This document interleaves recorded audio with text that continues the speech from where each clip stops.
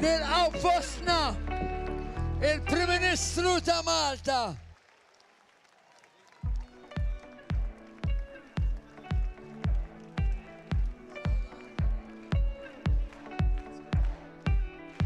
Roberta Bela u Sinjura Lidja Abela.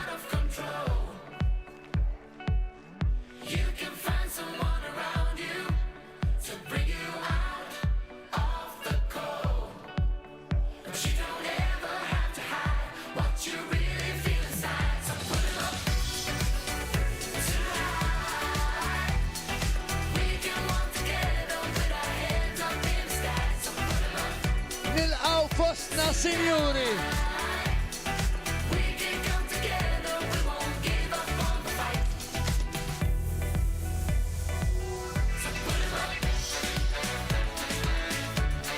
Jasal fostna.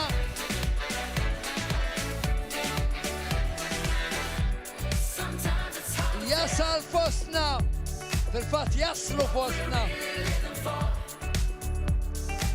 Jaslu fostna l-Prim Ministru ta' Malta, Dr. Roberta Bela u Dr. Lidja Bela wkoll. Sinjuri!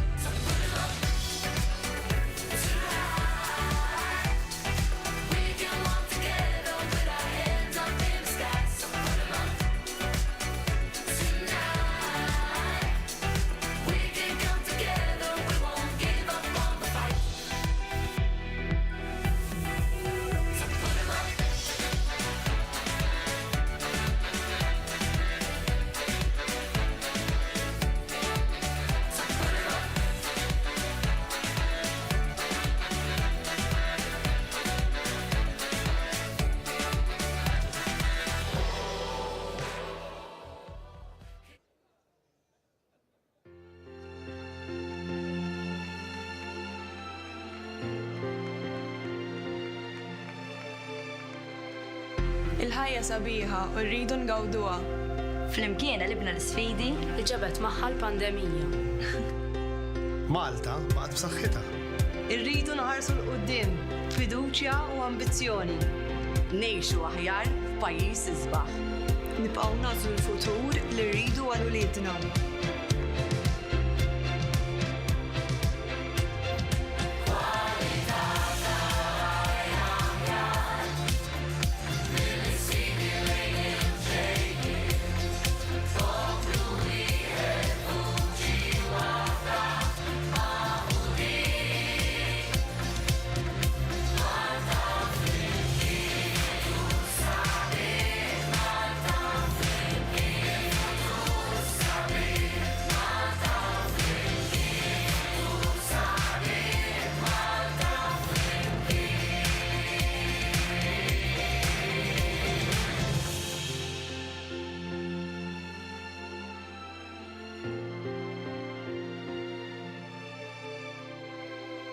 Se ngawdu spazji miftuħa.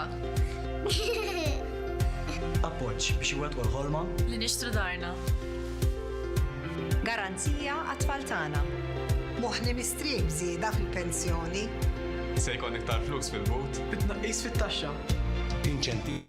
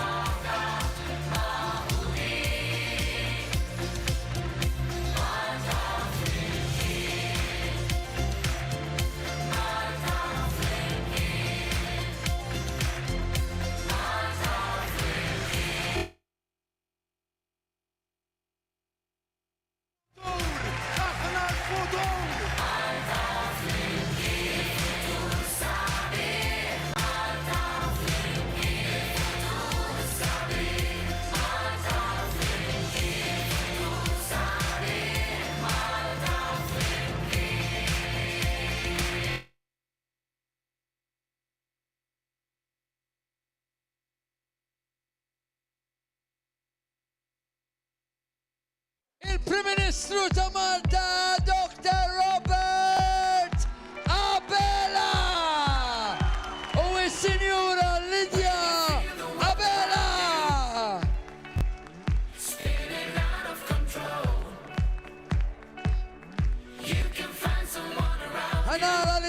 ħanara.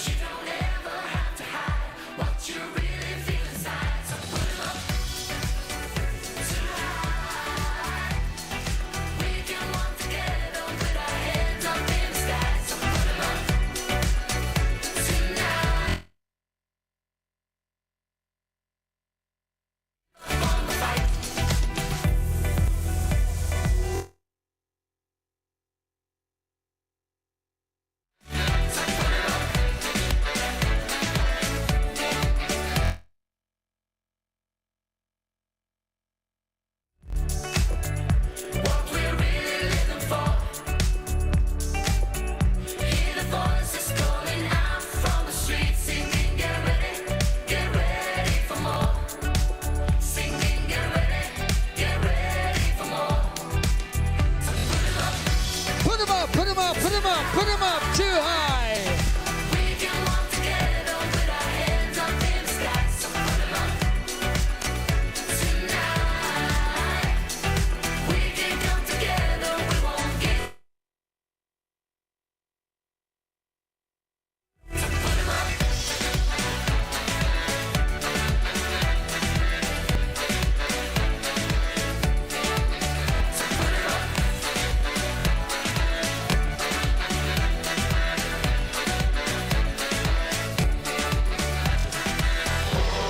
Kbira Surri, il-Prim Ministru ta' Malta, Dr. Robert Abela! Is-Sinjura Lydia Bella Mana!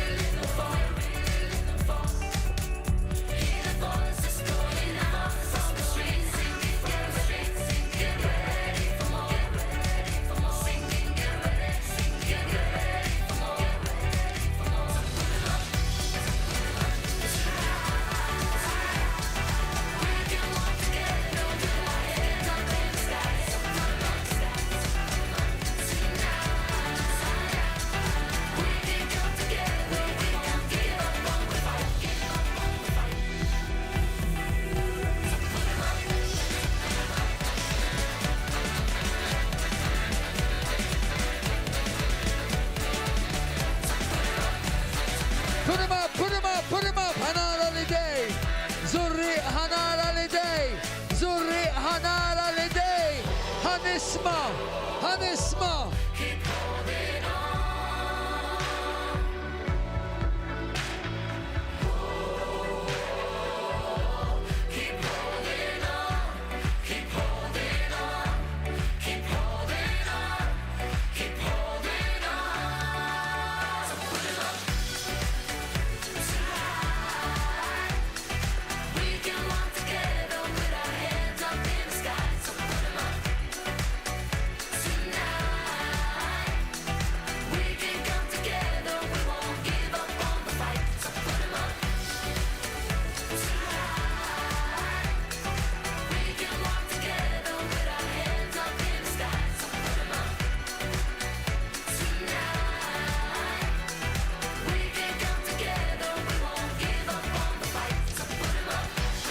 Put 'em up.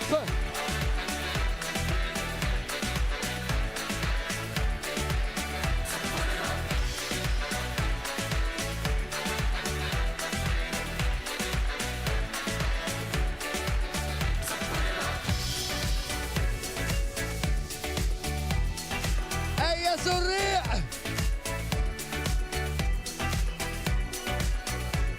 Nilqaw fostna fuq il-palk b'applaws kbir! Akkoljenza kif tafu intom! Il-familja tilqa fostna!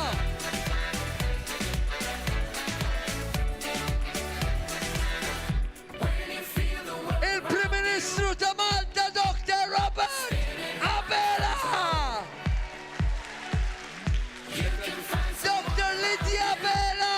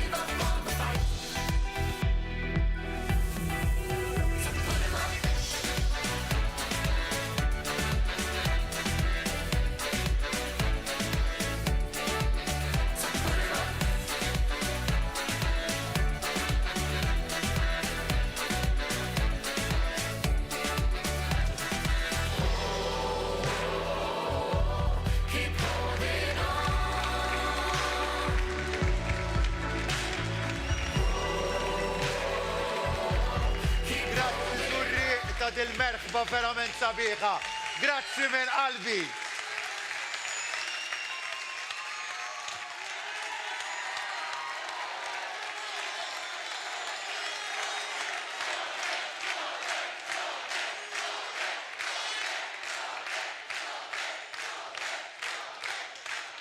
Is-26 ta' Marzu magħna. Jum l-għażla. L-għażla bejn il-passat u l-futur. Tafu min huwa l-għażla bejn il-passat, tafu min huwa l-passat u tafu min jirrappreżenta l-futur. Aħna il-futur.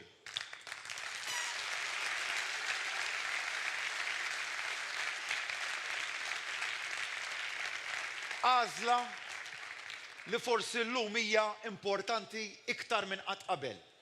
U tgħiduli għaliex. Qed nerġgħu ngħixu mument ta' sfidi ġodda. It-tensjonijiet bejn l-Ukranja u r-Russja ħolqu realtajiet ġodda ftit tal-ġimgħat ilu.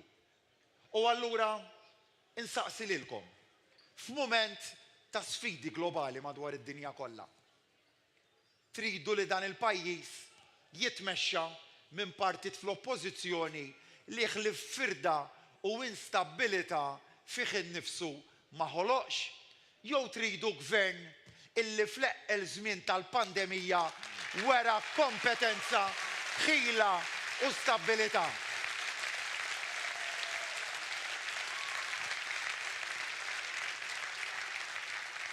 Qed naraw x'qed jiġri barra minn xtutna. Sqallija ftit tal-mili 60 mil il-bot minna.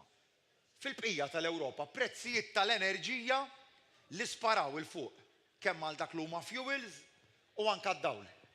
Aħna tajna kelma lin-nies f'Marzu tal-2020 li se nżommu il-prezzijiet tal-gass, tal-petrol, tad-diesel u tad-dawl stabbli. Hekk għamilna, hekk qed nagħmlu u għandkom il-kelma tagħna li jekk ningħataw il-fiduċja hekk se nibqgħu nagħmlu.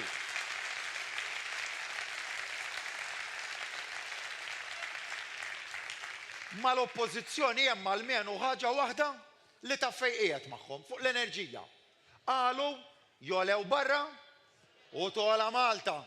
Dak li qalilna u waraw b'kemm qed jolew il-prezzijiet barra minn Malta. Aħna bħala gvern ħadna deċiżjoni responsabbli li ngħinu lin-nies, li nkunu man-nies u li l-peace nerfgħu aħna u mhux nixtuh fuq in-nies.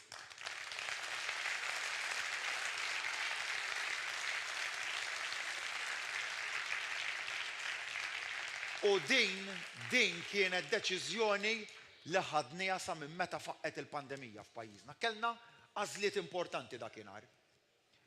Jew li nagħmlu kif għamlu ta' qabilna fl-2008 fejn fi kriżi ekonomika ferm iċken xeħtu l-pis fuq in-nies minn seta' jerfa' l-pis minn felħu refaw minn ma felħux otor.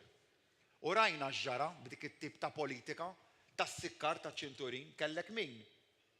Il-qatt spara l-fuq domna sal-2016 biex niżilnieh il-qatt irġajna. Kellek ekonomija li friżat u l-pajjiż bata l-konsegwenzi. U l-għażla awtomatika nsejħilha jien dik li ħadna f'Marzu tal-2020 kienet li ninvestu fin-nies, ninvestu fin-negozji tagħna, li nipproteġu is-saħħa tan-nies. Dak li għamilna.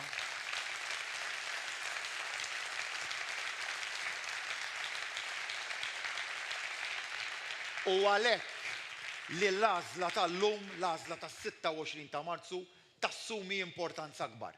Lil min tridu imexxi lil dan il-pajjiż f'dawn il-mumenti ġodda ta' sfida. U ħarsu lejx qed toffri l-oppożizzjoni. Araw għandhomx kellim tal-ekonomija. Ħarsu dawn ir-realtajiet m'għandhomx kellim tal-ekonomija għax min kien jitkellem fuq l-ekonomija ma l-ewwel ġurnata tal-kampanja elettorali iddeċidew li jitilqu kollha mill-Partit Nazzjonalista. U jridu imexxu pajjiż f'mument ta' rkupru ekonomiku u f'mument fejn irridu nibqgħu nipproteġu lin-nies tagħna. Araw jekk għandhomx min imexxi l-finanzi tal-pajjiż. Ħarsu madwarkom u m'għandhom lil ħadd.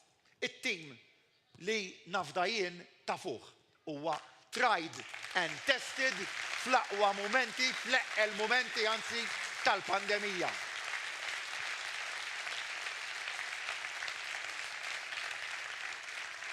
Fl-iktar momenti diffiċli tal-pandemija kelli tim ta' nies madwari fuq is-saħħa, l-ekonomija, il-finanzi, l-enerġija f'kull settur fuq is-sigurtà tal-pajjiż illi mexxew bħila, b'serjetà u b'kompetenza.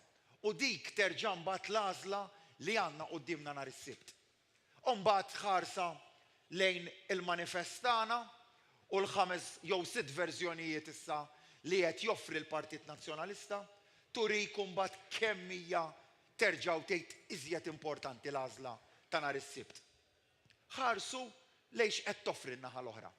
Manifest li ħlief jekk forsi u imma ma fihx. Il-manifestana fih kundizzjoni waħda biss li nhar is-Sibt tivvotaw għalih.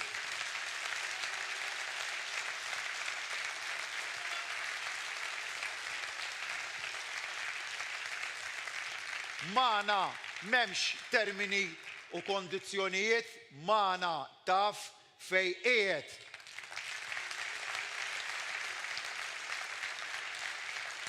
Tafu fejn qegħdin intom il-ġenituri. Garanzija għat-tfal. Qed nagħtu lill-familji illi jistgħu anqas finanzjarjament l-istess opportunità biex jimxu l-qudiem fil-ħajja. Għax nemmnu fil-prinċipju tal-mobilità soċjali. L-itfal tagħna huma x'inhuma r-riżorsi finanzjarji tal-familja tagħhom għandhom ukollhom l-istess opportunità li jimxu l-qudiem fil-ħajja. L-żgħażagħ tagħna għandna diġà il-garanzija żgħażagħ se nkunu qed nagħtu bżied hemmhekk għotja ta' 1,500 euro, 500 euro fuq medda ta' 3 snin.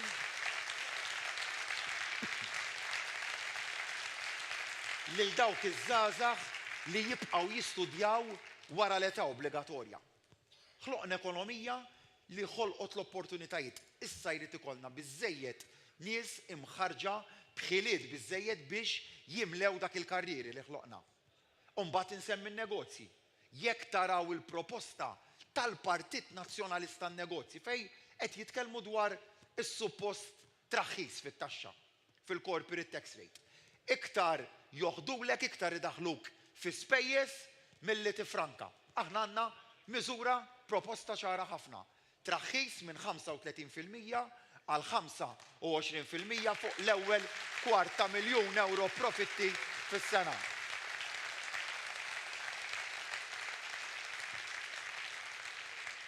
Għalikom il-ħaddiema u qed nara ħafna u ħafna ħaddiema u hekk li minn hawnhekk insellmilkom tal-ħidma tagħkom. Tafu x'qed nipproponu biex jifdal aktar flus fil-but tagħkom. Traħħis fit-taxxa permezz ta' twessieħ ta' tax bands li jifdal medja ta' 300 euro iżjed fis-sena fil-but ta' kull wieħed u waħda minnkom.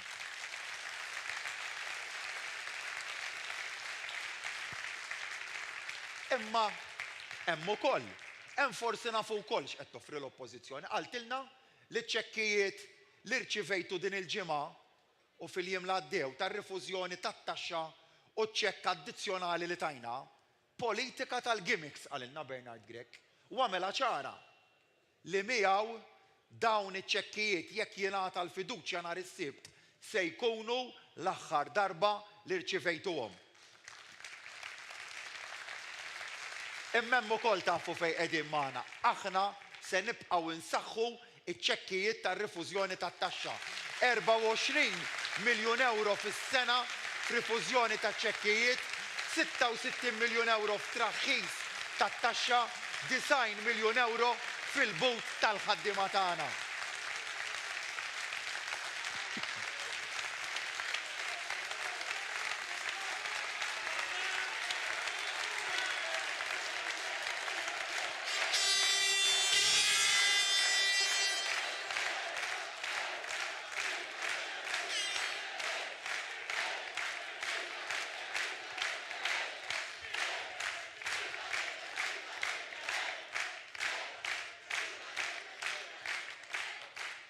Lill-pensjonanti tagħna li tant għandna l-qalbna. Tafu magħna fejn qegħdin żieda ċara ta' mill-anqas 15 euro fil-ġimgħa bżieda mal-kola u bżieda mal-mekkaniżmu addizzjonali li qed nagħmlu. U dalgħodu kelli dibattitu tal-Awtorità tax-Xandir mal-kap tal-Oppożizzjoni u saqsejtu darba, saqsejtu darbtej, saqsejtu 3 darbiet u għatlu b'kemm se ssigdhom il-pensjonijiet jekk tingħata il-fiduċja. Ma weġibniex darba, ma weġibniex darbtej u ma weġibniex 3 darbiet. Magħna il-pensjonanti jafu fejn qegħdin.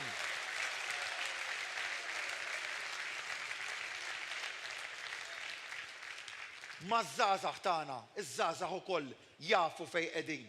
Għotja ta' 10,000 euro lil first time buyers tagħna, 1,000 euro fuq medda ta' 10 snin biex il-ħolma tagħhom li jsiru sidin ta' darhom ngħinuhom biex issir realtà. Imma għandna mbagħad proġetti oħrajn sbieħ, proġett investiment ambjentali l-ikbar wieħed li qatt se jsir f'pajjiżna 700 miljun euro fuq medda ta' 7 snin biex nibdlu wiċċ pajjiżna. Imma daw l-1000 proposta l-għandna fil-manifest elettorali nistgħu naqilbuhom f'elf kisba għal pajjiżna biss jekk intom tatuna il-fiduċja tagħkom.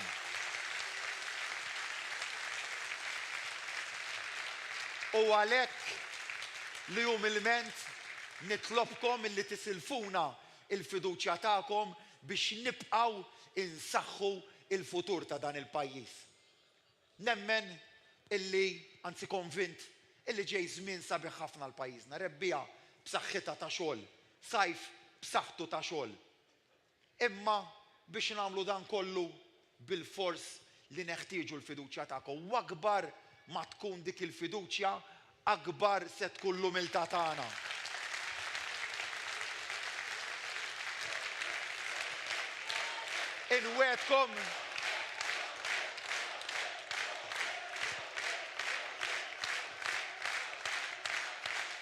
Inwedkom tmexxija li tkun waħda retta, imma fuq kollox l-umiltà.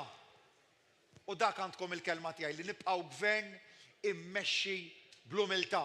Lil dawk li qed jgħidulkom u mhux rebħa tal-Partit Laburista, qed jgħidu wkoll il-vot tagħkom mhux importanti. Tħalluhomx iwaqqgħukom f'dak l-iżball. Kull vot huwa importanti. Lil dawk minnkom li forsi sal-lum għadhom dubjużi se jagħmlu nhar is-Sibt.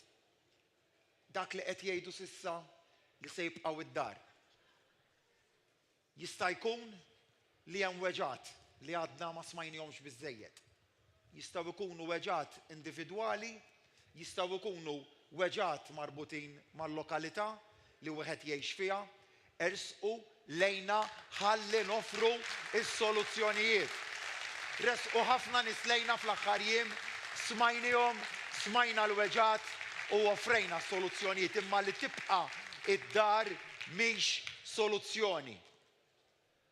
Ftakru ħbib tiegħi kemm hija importanti id-deċiżjoni għal dan il-pajjiż f'dan il-mument. U għalhekk tridu tkunu intom li tiddeċiedu nhar is-Sibt il-futur tat-tfal tagħkom, tal-ġenituri tagħkom, il-futur tagħkom stess ukoll. U għalhekk l-importanza ta' vot u vot minn kmieni filgħodu nhar is-Sibt li ġej favur il-kandidati kollha tal-Partit Laburista.